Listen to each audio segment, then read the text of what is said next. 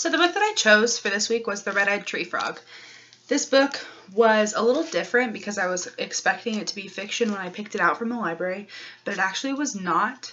It's actually an informational slash like a nonfiction story. It has real life pictures. The pictures are actually captured by Nick Bishop, and it's in the rainforest. It's very interesting.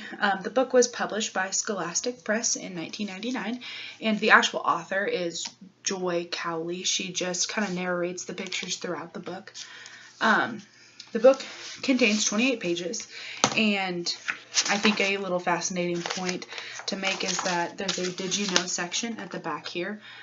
It shows some facts about them, and it kind of goes into a little bit more detail. So if we were looking to interest a older audience, which I put my appropriate age as 3 to 6, but maybe that more 6 or a little bit higher than that even, this would be a great place for them to find out informational facts about the red-eyed tree frog, which will be really great for them. I also found that one of my favorite pictures throughout the story was this one. That's just right after the frog escapes from the snake. There's a snake that is trying to eat him as he is trekking through the forest to find his lunch. So he jumps away from it, and I found it to be a very beautiful image. It's spread between the 2 pages, which I found to be very interesting.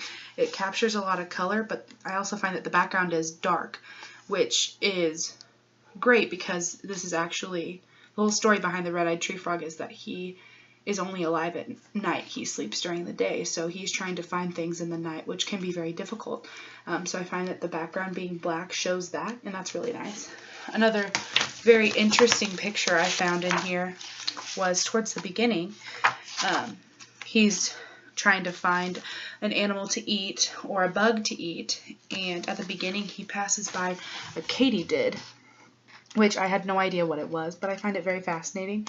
And the illustrator, I guess the photographer, captured a really great moment. They caught the katydid in a kind of a strange moment. He's making a bit of a face.